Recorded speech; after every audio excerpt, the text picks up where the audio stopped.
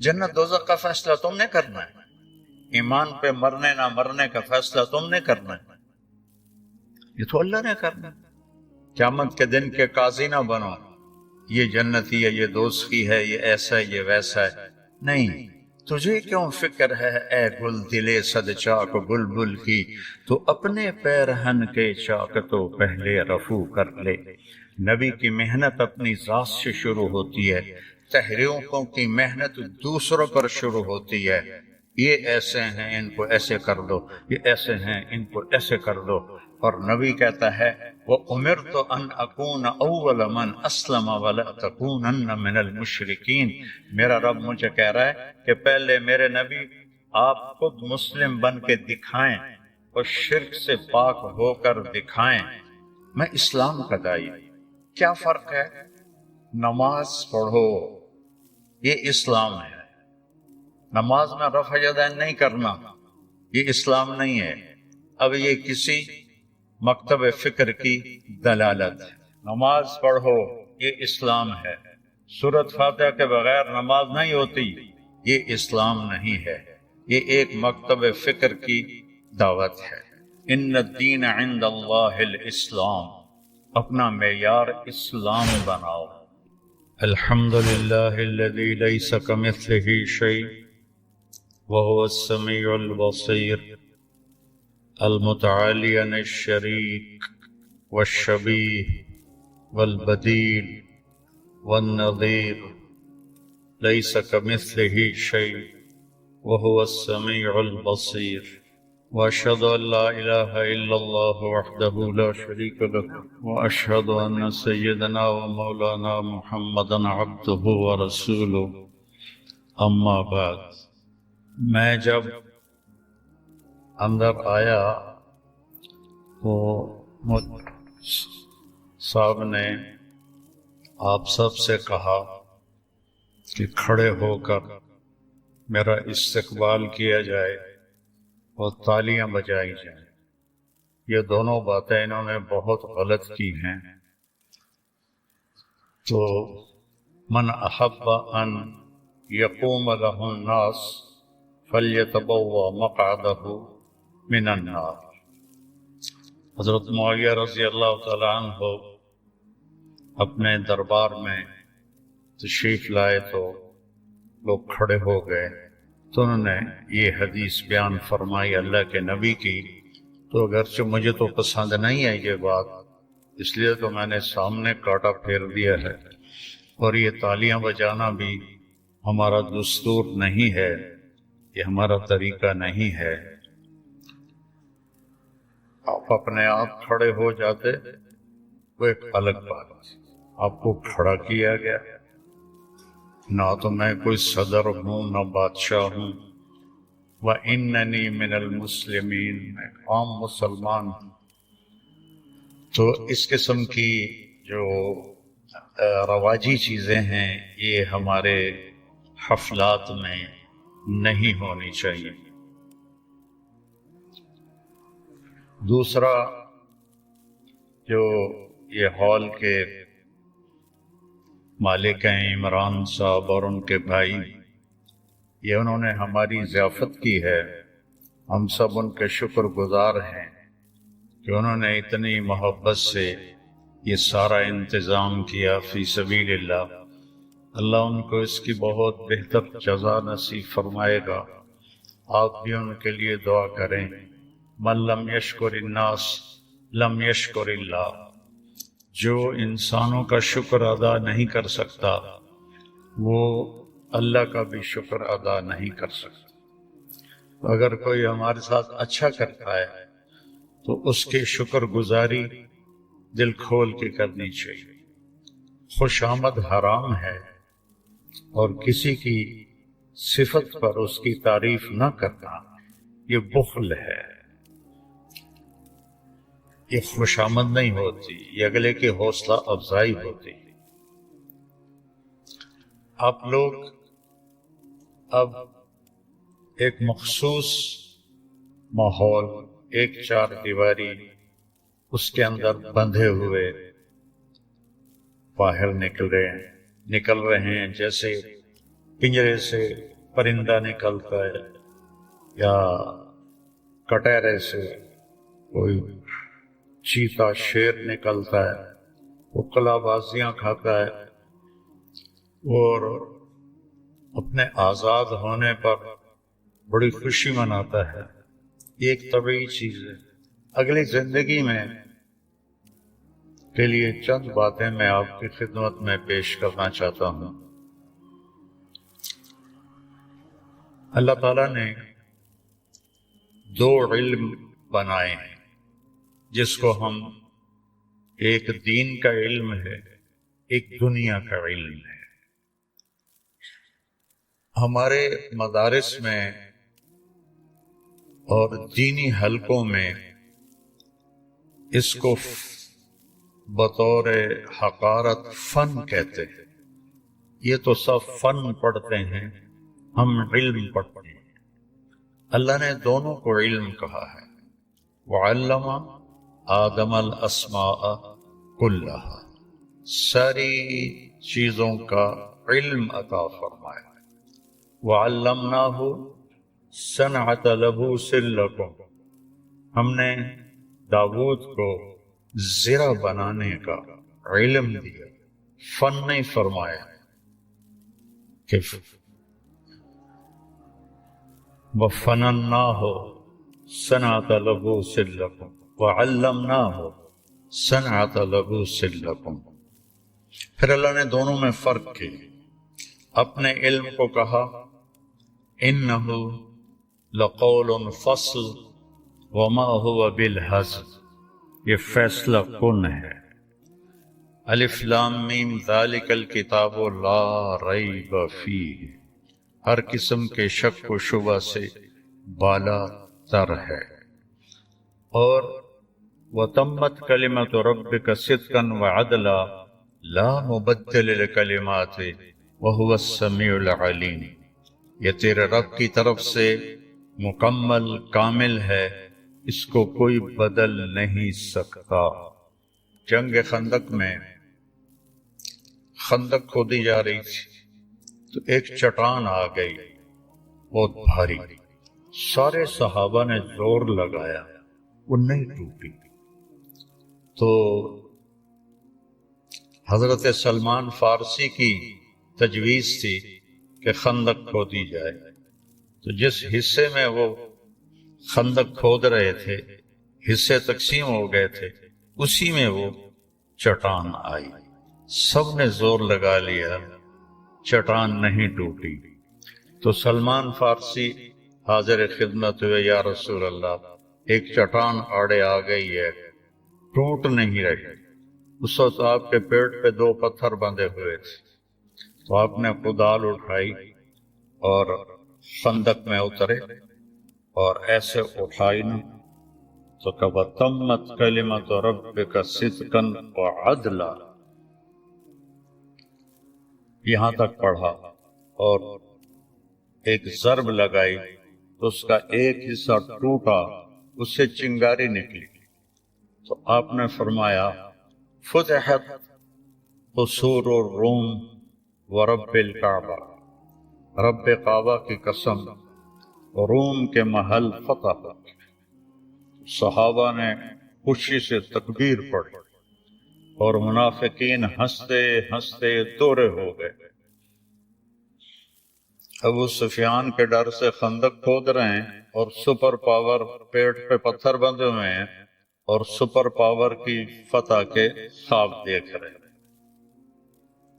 پھر آپ نے دوبارہ اٹھائی، تمت کلمۃ ربک صدقا وعدلا لا مبدل لکلماتہ، اور پھر ایک ضرب لگائی تو اس کا ایک اور حصہ ٹوٹ کے گرا اور اس میں سے چنگاریاں نکلی۔ تو آپ نے فرمایا فتحت قصور فارس ورب الکعبہ، رب کعبہ کی قسم، ایران کے محل فتح ہو۔ کہ صحابہ نے تکبیر پڑھی، وہ منافقین اور ہنس ہنس ہنس کے گر رہے۔ پھر آپ نے تیسری دفعہ پھر کدال اٹھائی وتمت کلمۃ ربک صدقا وعدلا لا مبدل لکلماتہ وہو السمیع العلیم۔ آیت مکمل کر کے تیسری دفعہ جو ضرب لگائی تو وہ ساری چٹان ایسے ٹکڑے ٹکڑے ہو کر ریت کی طرح بکھر گئی، اور آپ نے کہا فتحت قصور یمن ورب الکعبہ۔ تو یمن پر بھی بڑی طاقتور حکومت تھی، ابرہہ لشکر لے کے آ گیا تھا بیت اللہ کو گرانے، تو آپ نے کہا رب کعبہ کی قسم یمن کے محل فتح ہوتے۔ صحابہ نے پھر تکبیر پڑھی تو منافقین ہنستے ہنستے گر گئے، کہنے لگے ان کو دیکھو، ابو سفیان کے ڈر سے یہ اتنی بڑی خندق کھود رہے ہیں اور ہمیں کیسے جھوٹے وعدے دے رہے ہیں کہ یہ ہوگا، روم فتح ہوگا، ایران فتح ہوگا، یمن فتح ہوگا۔ یہ دیوانوں کے خواب ہمیں دکھا رہا ہے، یہ سب جھوٹ ہے، کچھ بھی نہیں۔ اور صورتحال بھی ایسی تھی کہ سب بھوک میں لگے ہوئے تھے۔ حضرت جابر بن عبداللہ اپنی بیگم کے پاس آئے، کچھ کھانے کو ہے؟ میں دیکھ رہا ہوں اللہ کے نبی کے چہرے پر بھوک کے آثار ہیں۔ کہنے لگے یہ بکری کا بچہ ہے اور تھوڑا سا جو ہے، کہنے لگے اس کو ذبح کرو، پکاؤ، آٹا گوندو، میں اللہ کے نبی کو بلا کے لاتا ہوں۔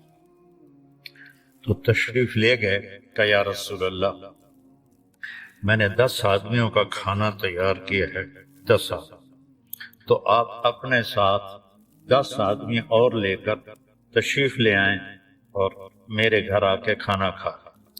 تو آپ نے اعلان کیا خندق والو، جابر نے تم سب کی دعوت کی ہے، کھانے کے لیے چلو۔ وہ تھے 1000، چلو 10 آدمی کھانا 20 کو پورا آ جائے گا، 30 کو، 1000 اور 10 کتنا بڑا فرق ہے۔ انادیدہ پیر اکھڑ گئے، دوڑے گئے، آپ کو پتہ چل گیا کہ یہ کیوں دوڑا ہوا جا رہا ہے، تو آپ نے فرمایا جابر جب تک میں نہ آؤں ہانڈی کو چولہے سے نہیں اتارنا اور روٹی پکانا شروع نہیں کرنا۔ تو آپ تشریف لے گئے۔ اب 1000 تو ان کے گھر میں نہیں آ سکتے تھے، چھوٹے چھوٹے گھر ہوتے تھے۔ میں نے 1984 میں پہلا عمرہ کیا تو میں نے اصل مدینہ دیکھا جو کچا تھا، چھوٹی چھوٹی گلیاں، چھوٹے چھوٹے گھر، کالے پتھروں کے گارے کے ساتھ بنے ہوئے، اور اوپر کھجور کے تنوں کی شہتیر۔ تو آپ اندر تشریف لے گئے اور ہانڈی میں اپنا لعاب ڈالا اور آٹے کی پرات پر رومال ڈال دیا اور فرمایا کہ اب یہ میرے پاس لا کے رکھو ہانڈی کو اور روٹیاں شروع کرو، اور رومال ہٹا کے نہیں دیکھنا، رومال اٹھا کے نہیں دیکھنا۔ وہ آپ ڈال رہے ہیں بڑی پرات میں اور روٹیاں آ رہی ہیں، آپ توڑ کے اس میں ڈال رہے ہیں، 10 آئے، 15 آئے، 20 آئے، آپ خود تقسیم کرتے رہے یہاں تک کہ 1000 آدمی کھانا کھا گئے۔ اور جب آپ نے ڈھکن اٹھایا تو ہانڈی کی ایک بوٹی بھی کم نہیں ہوئی تھی، اور جب پرات کے اوپر سے رومال اٹھایا تو آٹے کا ایک پیڑا بھی کم نہیں ہوا تھا، اسی طرح سالن، اسی طرح آٹا۔ اچھا، پھر آپ نے ایک بات فرمائی کہ بھائی گوشت کھاؤ، ہڈی نہ چباؤ، یہ البدایہ والنہایہ میں ہے، گوشت کھاؤ ہڈی نہ چباؤ۔ تو وہ ایسے ہی کرتے رہو، ہڈیوں کا ڈھیر ہو گیا، تو ہم نے کہا یہ ہڈیاں جمع کر کے اسی تھال میں رکھ دی جس میں کھانا کھا رہے تھے۔ تو آپ نے تھال کے کناروں پہ ہاتھ رکھا اور ایسے دعا مانگنا شروع کی، دعا مانگتے رہے کہ اچانک وہی ہڈیاں پھر وہی بکری کا بچہ بن کے کھڑا ہو گیا۔ تو جابر رضی اللہ عنہ کی بھی آنکھیں پھٹ گئیں، اور جو باقی بیٹھے تھے وہ کہنے لگے لو جابر، ہمیں تو اللہ نے کھلایا اور اللہ نے پلایا، تجھے اجر دے دیا، جا سالن بھی لے جا اور یہ بکری کا بچہ بھی لے جا۔ جب اس کو کان سے پکڑ کے اندر لائے تو ان کی بیوی ایک دم ایسی ہوئی، وہی کی دعا آ گیا، تو ہنے کویا ہے تے کھاتا ہے، یہ کی دعا آ گیا۔ فرمایا اللہ کے نبی کی دعا سے اللہ نے اسے دوبارہ زندہ فرما دیا۔ تو تمت کلمت ربک صدقا وعدلا انہ لقول فصل وما هو بالہزل لا تبدیل لکلمات اللہ لا مبدل لکلماتہ لا ریب فیہ۔ یہ اللہ نے اپنے علم کے بارے میں فرمایا، جس میں اللہ نے آپ لوگوں کو آپ کی جوانی کے ایام کو قبول فرمایا۔ جو انسانوں کا علم ہے، جس کو ہم فن کہتے ہیں، یہ حقارت کا بول ہے، اور کوئی لفظ بھی ایسا نہ بولو جس سے کسی کی حقارت ٹپکتی ہو۔ اللہ اس کے بارے میں کہہ رہا ہے قل هل عندکم من علم فتخرجوه لنا ان تتبعون الا الظن وان انتم الا تخرصون۔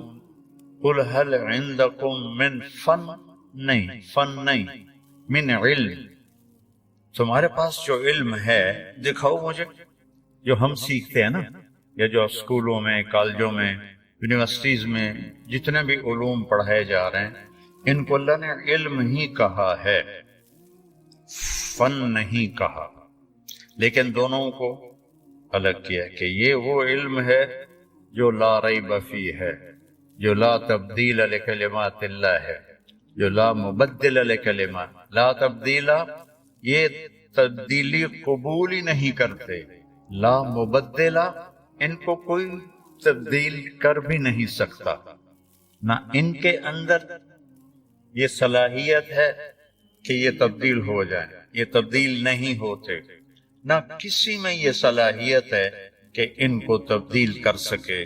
اس طرح اس کو اللہ نے محکم بنایا۔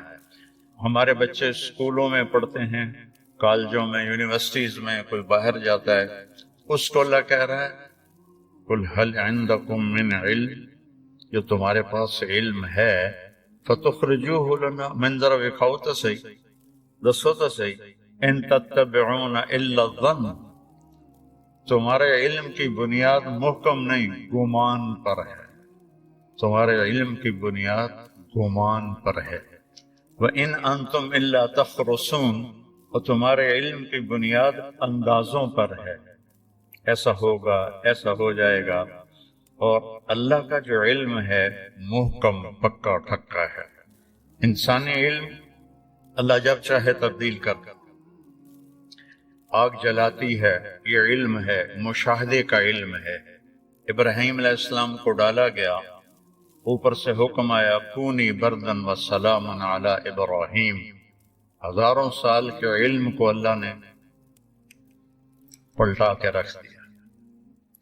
بچہ مرد اور عورت کے ملنے سے پیدا ہوتا ہے، اور مریم کو اللہ تعالیٰ نے بغیر شادی کے، بغیر نکاح، بغیر شادی کے عیسیٰ علیہ السلام عطا فرما دی۔ فتمثل لها بشرا سویا، ایک خوبصورت انسان کی شکل میں جبرائیل آئے، انی اعوذ بالرحمن منک ان کنت تقیا، میں اللہ کی پناہ مانگتی ہوں تیرے شر سے۔ وہ کہنے لگے ڈرو نہیں، میں انسان نہیں، انما انا رسول ربک، میں فرشتہ ہوں، تو میرے پاس کیا لینے آئے ہو؟ لأہب لک غلاما زکیا، آپ کو ایک بہت پاکیزہ بچہ اللہ دینے والا ہے۔ انا یکون لی غلام، بھلا مجھے بیٹا ہو سکتا ہے؟ لم یمسسنی بشر، میں نے تو شادی نہیں کی، ولم اکو بغیا، اور میں بدکار نہیں۔ اور بیٹا ہونے کے دو راستے ہیں، ایک حلال ہے جو شادی سے ہوتا ہے، ایک حرام ہے جو بغیر شادی کے ہوتا ہے۔ تو حرام میں کر نہیں سکتی، شادی میری ہوئی نہیں، تو مجھے کیسے بچہ ہوگا؟ قال كذلك قال ربك هو علي هين، مریم یہ تو مسئلہ ہی کوئی نہیں، وَلِنَجْعَلَهُ آيَةً لِلنَّاسِ، وہ تیرے رب کی نشانی بنے گا، وَكَانَ أَمْرًا مَقْضِيًّا، وہ تو تیرے دنیا میں آنے سے پہلے ہی فیصلہ ہو چکا تھا کہ تجھے بن خامند کے اللہ بیٹا دے گا۔ اب وہ آگے بڑھے، وہ ڈر کے پیچھے ہٹے تو کہنے لگے ڈرو نہیں، ڈرو نہیں، میں بشر نہیں ہوں، انسان نہیں ہوں، ڈرو نہیں۔ لیکن وہ ایک انسان کو دیکھ رہی ہیں تو وہ ڈرتے ہوئے پیچھے ہٹ رہے ہیں اور وہ آہستہ آہستہ آگے بڑھ رہے ہیں۔ تو وہ ڈرتے ڈرتے پیچھے ہٹتے ہٹتے دیوار کے ساتھ لگ گئے۔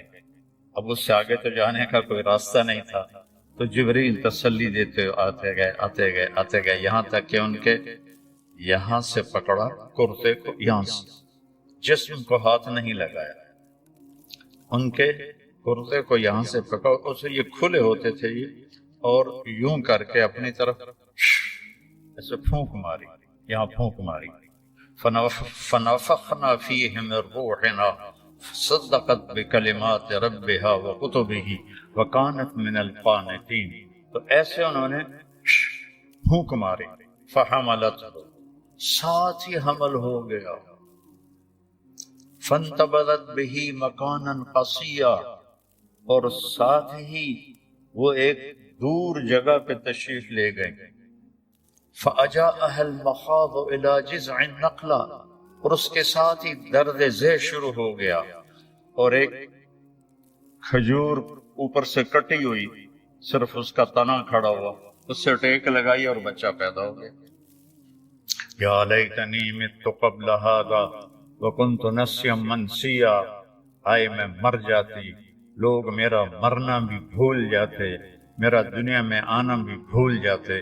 فناداہا من تحتہا، اب سامنے نہیں آئے، اب بے پردگی تھی تو پیچھے سے کہا، لا تحزن قد جعل ربک تحتک سریا، فکر نہ کر، یہ چشمہ اللہ نے نکال دیا ہے، فکلی واشربی وقرری عینا، پی اور کھا کیسے کہ وہ کھجور ایک واحد درخت ہے، اوپر سے کاٹو مر جاتا ہے، باقی درخت تو اوپر سے کاٹو نیچے سے شاخیں نکال لیتا ہے، کھجور اوپر سے کٹ جائے ختم ہو جاتا ہے۔ تو کہنے لگے جبریل اس تنے کو ذرا ہلاؤ، حضرت مریم نے ہلایا تو اس کے اندر سے تر و تازہ کھجوریں ان کے سامنے گر پڑی۔ میں کلی وشربی، مریم دیکھو بغیر پتوں کے اللہ نے کھجور میں سے پھل دے دیا، ایسی تجھے بن خامن کے اللہ نے بیٹا دے دیا۔ تو اللہ ہمارے علم کو اس لیے کہہ رہا ہے ان تتبعون الا الظن وان انتم الا تخرصون، تمہارے پاس اندازے ہیں اور تمہارے پاس اپنی گمان ہے۔ تو اب لوگوں کو اللہ تعالیٰ نے قول فصل میں لگایا، قول فصل، اور اللہ کے نبی نے آپ کو ورثۃ الانبیاء فرمایا۔ نبی وراثت کا، وارث کا کیا کام ہوتا ہے؟ وراثت کو سنبھالنا بھی، پھیلانا بھی، سنبھالنا بھی، بڑھانا بھی، پھیلانا بھی۔ آپ کے ذمہ اللہ نے یہ ایک کام لگایا ہے جس کو تبلیغ میں کہا بھی جا رہا ہے، کیا بھی جا رہا ہے، اور غریب لوگ زیادہ تر دھکے کھا رہے ہیں۔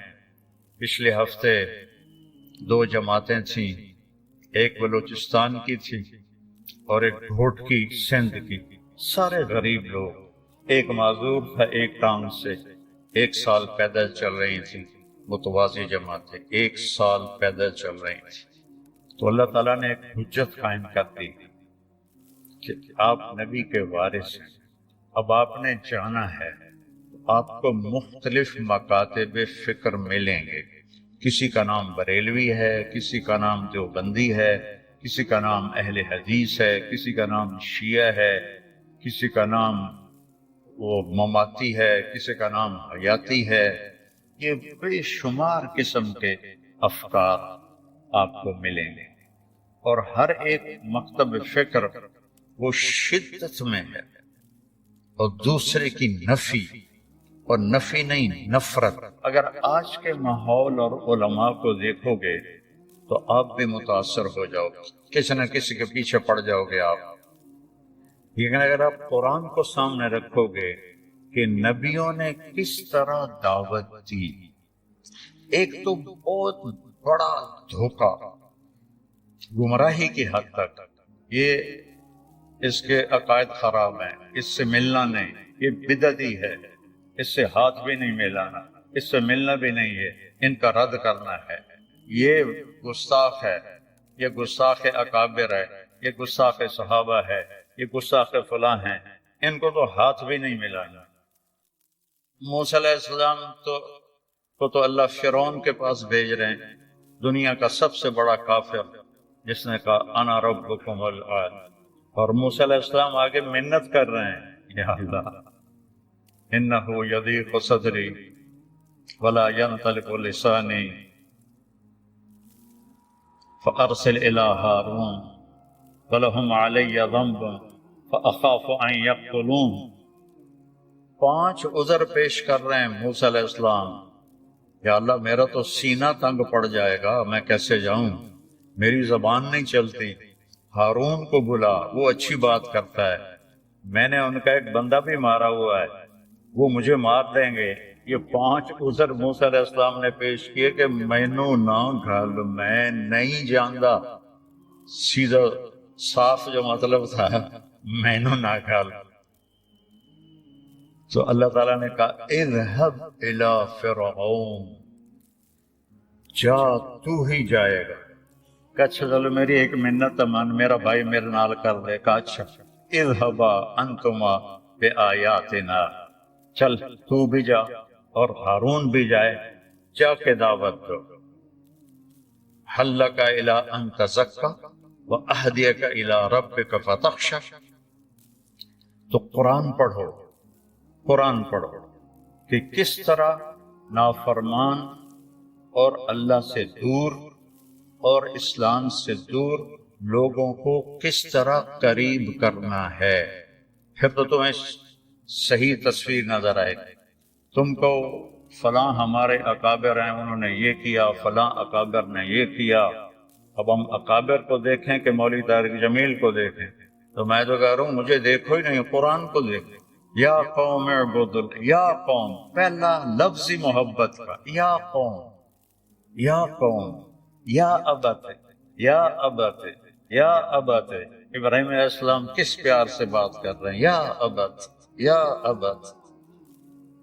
قرآن سے جی لگاؤ، قرآن کو اپنی زندگی کا محور بناؤ، اور سیرت پاک جو کیف عاملہم جیسی کتاب میں نے سیرت میں نہیں دیکھی، اس کو اس طرح پڑھو کہ جیسے یہ کھانا روزانہ کھاتے ہو، اس کو روزانہ پڑھو کہ میرے نبی نے زندگی کیسے گزاری، پھر تو صحیح تصویر تمہارے سامنے آئے گی۔ ورنہ کوئی کسی بزرگ کا حوالہ دے گا، کوئی کسی بزرگ کا حوالہ دے گا۔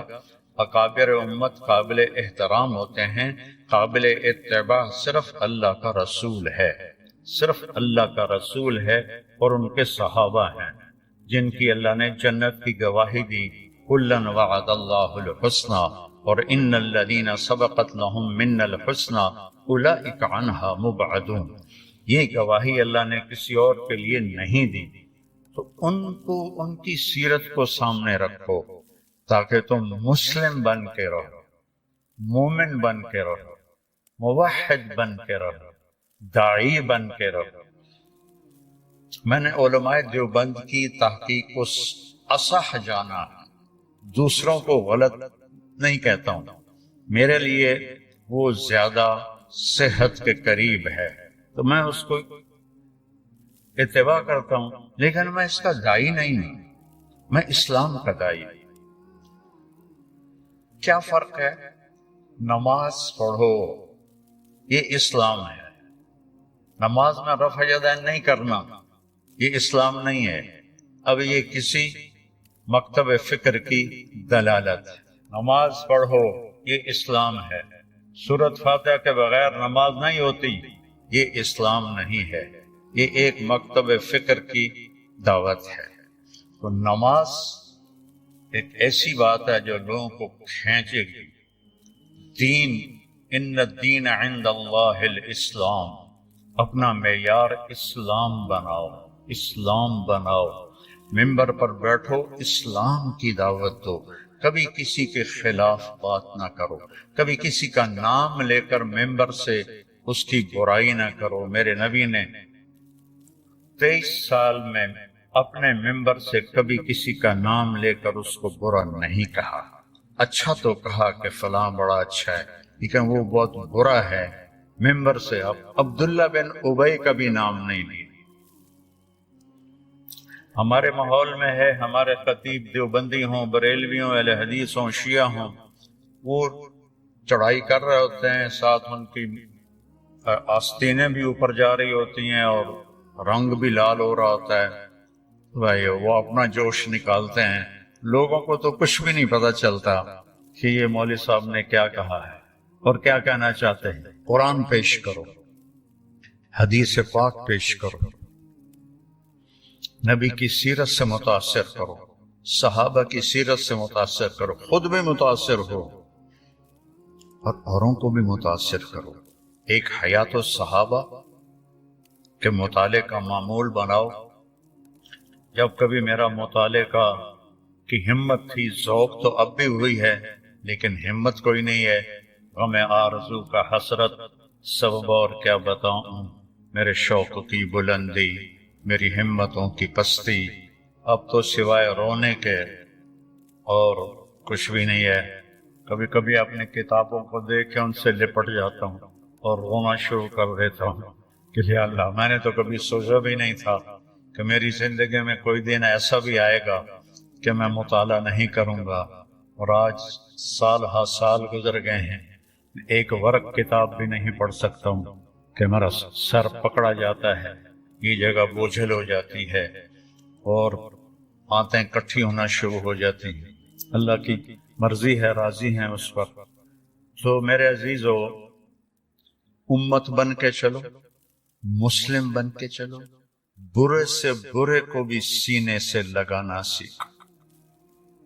جب میں تلمبے میں طوائفوں میں کام کیا تو صرف بیٹی کہنے پر وہ رونے لگتی تھی کہ جی سانو تو ساڑے پیو کدی بیٹی نہیں آکھیا، تسی سانو بیٹی آنے.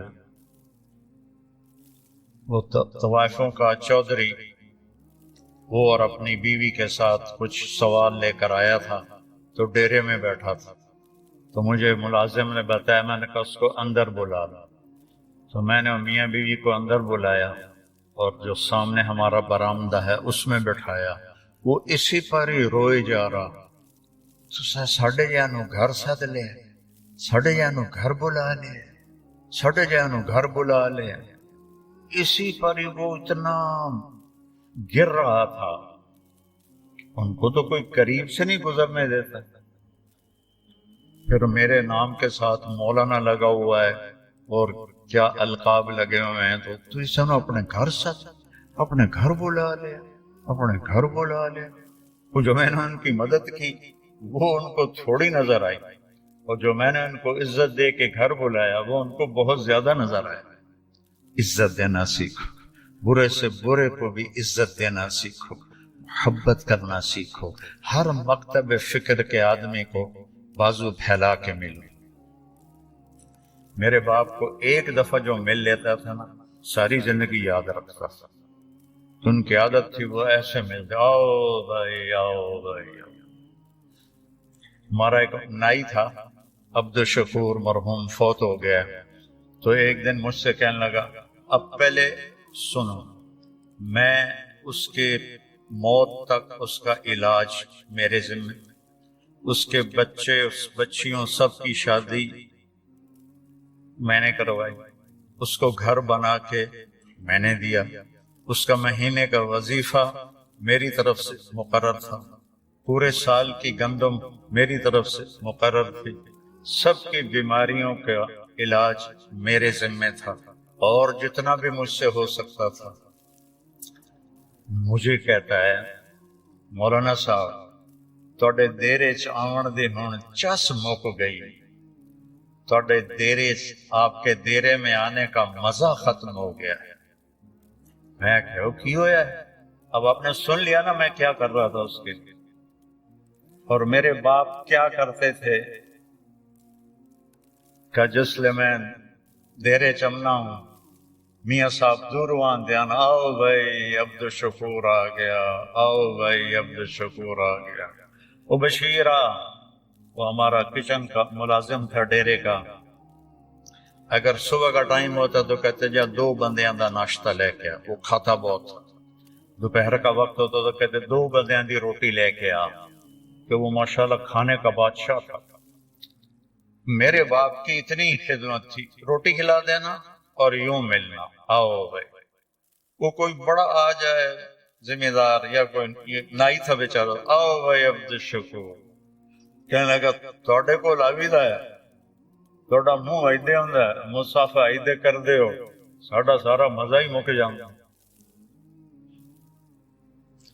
میں کہا تیری بیڑی تر جاوے، جڑی میں تیری انج خدمت کرنا او تینو یاد کوئی نہیں، کہ تو ٹھیک ہے پرا جڑا تو سا این کر کے مل دے ہو نا، ایت ساری چس مک جانتی۔ ابتساموں کا فی وجہ اخی کا صدقہ، مسکرا کے ملو، ہنس کے ملو، کوئی ہو بریلوی ہو، دیوبندی ہو، شیعہ ہو، سنی ہو، مماتی ہو، حیاتی ہو، سلفی ہو، ایسے آؤ۔ جنت دوزخ کا فیصلہ تم نے کرنا ہے، ایمان پہ مرنے نہ مرنے کا فیصلہ تم نے کرنا ہے، یہ تو اللہ نے کرنا ہے۔ من کان آخر کلامہ لا الہ الا اللہ دخل الجنہ۔ اور کتنے لوگ ہیں جو زندگی بھر غفلت میں گزاری لیکن مرتے ہوئے کلمہ پڑھتے ہوئے دنیا سے گئے۔ تو اللہ نہ بنو،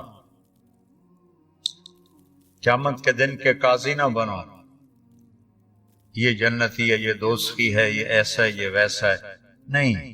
تجھے کیوں فکر ہے اے گل دلے صد چاک بلبل کی، تو اپنے پیرہن کے چاک تو پہلے رفو کر لے۔ نبی کی محنت اپنی ذات سے شروع ہوتی ہے، تحریکوں کی محنت دوسروں پر شروع ہوتی ہے۔ یہ ایسے ہیں ان کو ایسے کر دو، یہ ایسے ہیں ان کو ایسے کر دو، اور نبی کہتا ہے وَأُمِرْتُ أَنْ أَكُونَ أَوَّلَ مَنْ أَسْلَمَ وَلَا تَكُونَنَّ مِنَ الْمُشْرِكِينَ۔ میرا رب مجھے کہہ رہا ہے کہ پہلے میرے نبی آپ خود مسلم بن کے دکھائیں اور شرک سے پاک ہو کر دکھائیں، آپ مثال بنیں اپنے آپ کو۔ تو تبلیغ کی محنت بھی اپنے آپ کو بنانے کی محنت۔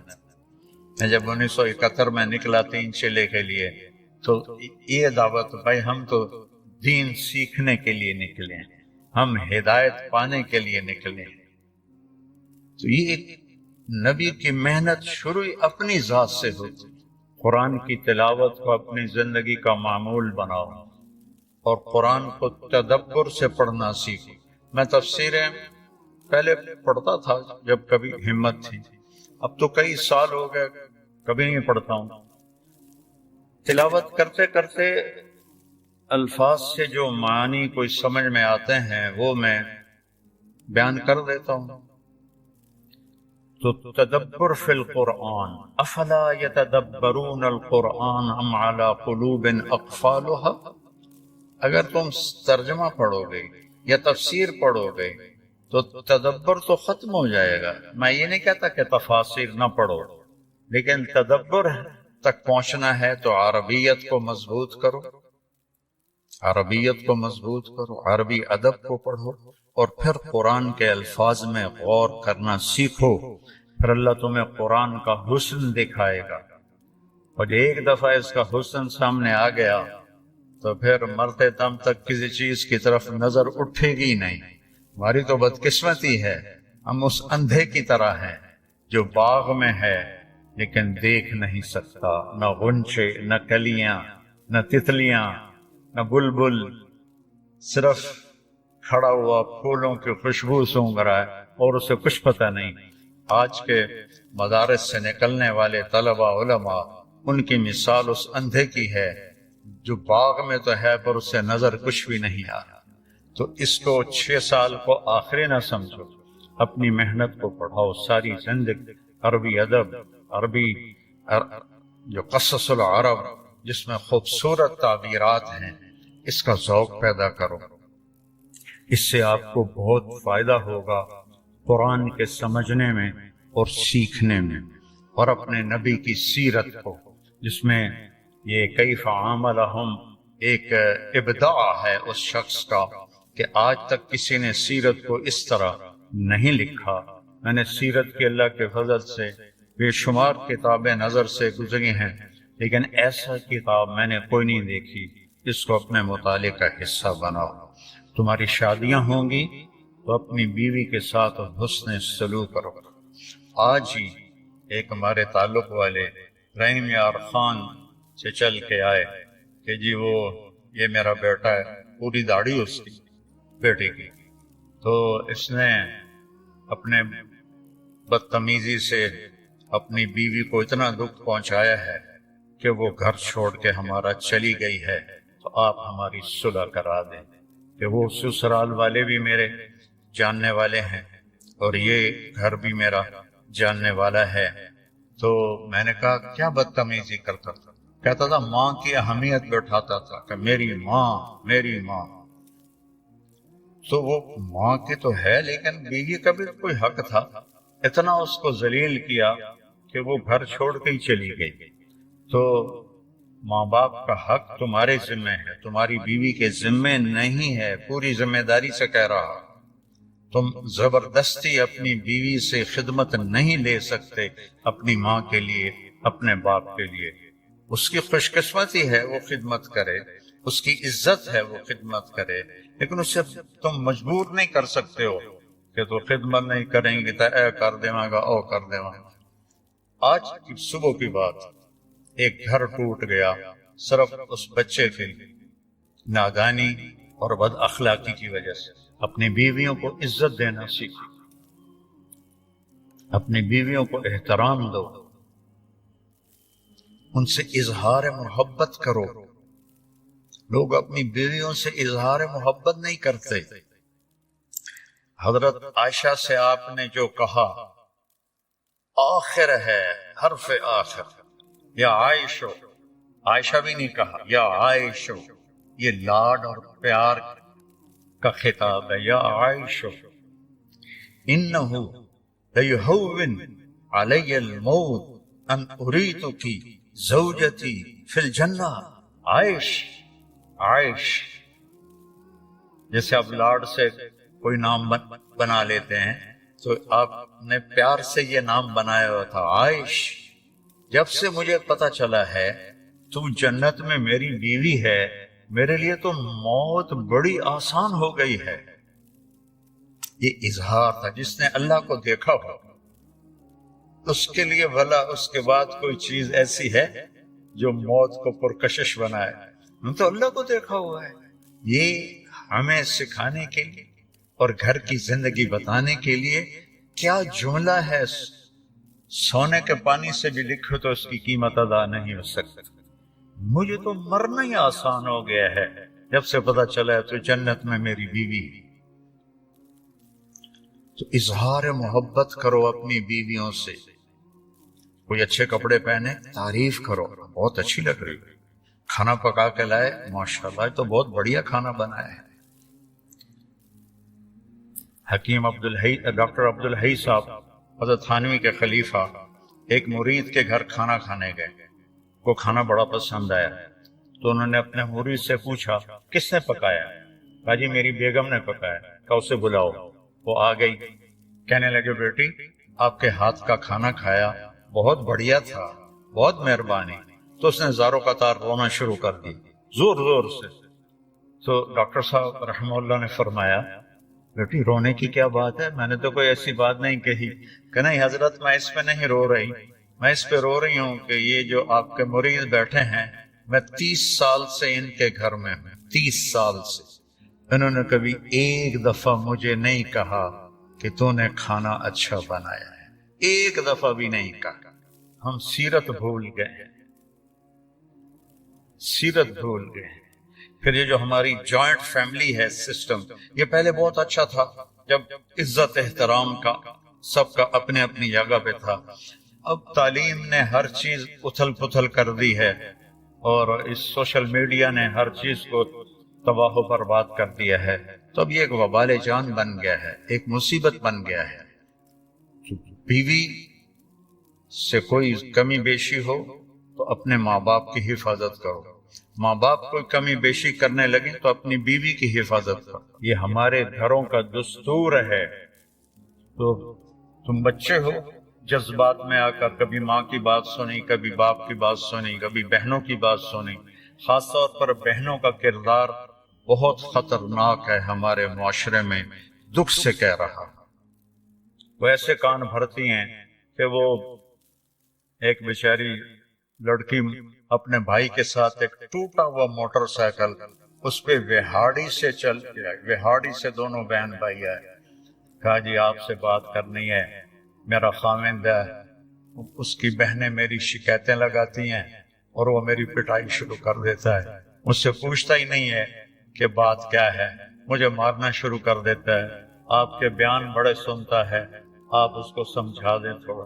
میں کہا بیٹی جن کا کو میں جانتا نہ ہوں یا شناسائی نہ ہو، وہاں میں گھر کے معاملات میں نہیں پڑتا، کیونکہ سننے والے کے دل میں جب تک میری بات کا وزن نہیں ہوگا وہ میری بات کو لے گا نہیں۔ نرم بنو، اپنی ماں کی قدموں میں جنت ڈھونڈو، اپنے باپ اوسط ابواب الجنہ، باپ جنت کا سب سے بڑا دروازہ ہے، ان کی خدمت تمہارے ذمہ ہے، ماں کی خدمت تمہارے ذمہ ہے، باپ کی خدمت تمہارے ذمہ ہے۔ اس لیے فقہا نے لکھا ہے کہ خاوند کے ذمہ ہے اپنی بیوی کو الگ گھر کا مطالبہ کرے تو الگ گھر لے کر دے، نہیں لے سکتا تو گھر کا ایک پورشن اس کے لیے الگ کرے، یہ بھی نہیں کر سکتا تو ایک کمرہ، ایک ٹوائلٹ، ایک کچن، یہ اس آنے والی بچی کا حق کے فرض ہے۔ اگر یہ بھی نہیں کر سکتا اور تسبیح پھد کے اللہ ہو کرے تو روزے رکھے، کسی کی بیٹی کو برباد نہ کرے، اپنے آپ کو نمایاں کرو۔ میرے نبی جہاد کے سفر میں ہیں، جہاد کے سفر میں ہیں، اور جب سفر شروع ہونے لگا اور اماں عائشہ اونٹ پہ بیٹھ گئیں تو دیکھا تو گلے کا ہار کوئی نہیں تھا۔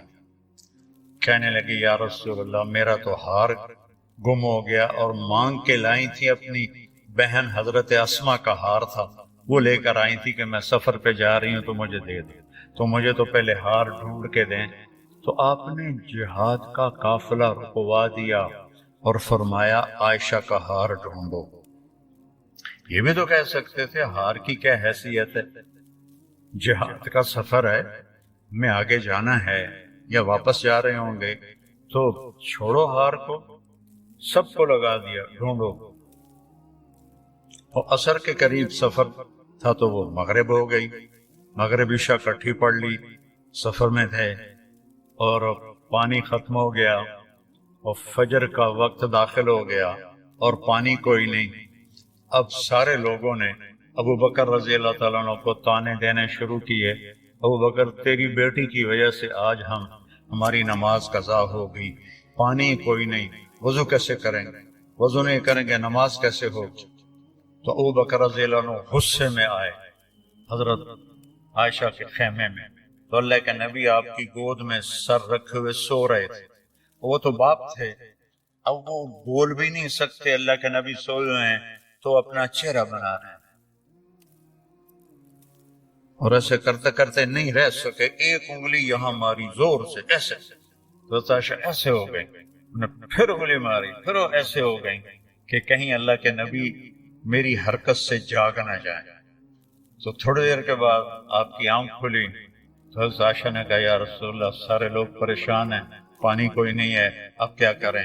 تو اللہ تعالیٰ نے تیمم کی آیات اتار دی، فتیمموا صعیدا طیبا، تیمم کبھی کسی امت کو نہیں ملا۔ اس رات حضرت عائشہ کے ہار کے گم ہونے کی برکت سے سفر منقطع ہوا، پانی ختم ہوا اور تیمم اللہ نے امت کو قیامت تک کے لیے دے دیا۔ جب یہ آیات اللہ کے نبی نے باہر نکل کے سکھائیں، اب سارے کہنے لگے ابو بکر تمہارے گھر کی کیا بات ہے، تمہاری برکت سے تو امت کو کیا کچھ ملا ہے، تمہارے گھر کے کیا کہنے۔ جب دن چڑھا تو حضرت عائشہ نے کہا یا رسول اللہ ہار کو چھوڑیں، اب آگے چلتے ہیں۔ تو پھر آپ نے کہا چلو بھائی۔ جب اونٹنی کو اٹھایا تو وہ ہار اونٹنی کے نیچے گیا پڑا تھا، وہ ہار بھی مل گیا۔ اتنی دلداری میرے نبی نے کی۔ بچوں، میں یہ نہ سنوں کہ میرا کوئی شاگرد اپنی بیوی کے ساتھ بدتمیز ہے، یا اپنے ماں باپ کا دل دکھاتا ہے، یا اپنے بہن بھائیوں سے لڑتا ہے۔ پیچھے ہٹ جاؤ، اپنے خون کے رشتوں سے لڑو نہیں، پیچھے ہٹ جاؤ۔ جو بھی اس کے لیے سودا کرنا پڑے کر دو، لیکن جھگڑے میں نہ پڑو، پیچھے ہٹ جاؤ۔ اللہ تمہیں نوازے گا وہاں سے جہاں سے تمہارا وہم و گمان بھی نہیں۔ اور نماز کی عادت ڈالو۔ ایک نماز ہے جو ہم پڑھتے ہیں، وہ نماز نہیں کہہ رہا ہوں۔ فَإِذَا فَرَغْتَ فَانْصَبْ، نصب گڑ جانا، جیسے یہ بوتل ہے نا، یہ یہاں آ کے گڑی تو نہیں لیکن ایسے کھڑی ہے، تو اللہ کہہ رہا ہے فَانْصَبْ، ایسے جیسے لکڑی کو ٹھوکا جاتا ہے نا زمین میں، اور کچھ اس کا حصہ اندر چلا جاتا ہے اور اوپر والا ایسے ہو جاتا ہے، تو نماز کے لیے ایسے کھڑے ہو، ایسے۔ عبداللہ بن زبیر پر حجاج حملے کر رہا تھا اور وہ حرم میں نماز پڑھتے، کوئی پتھر یہاں سے گزرتا، کوئی یہاں سے گزرتا، کوئی یہاں سے گزرتا، اور ان کے جسم میں ایسے بھی نہیں ہوتا تھا، ایسے۔ اتنے اطمینان سے نماز۔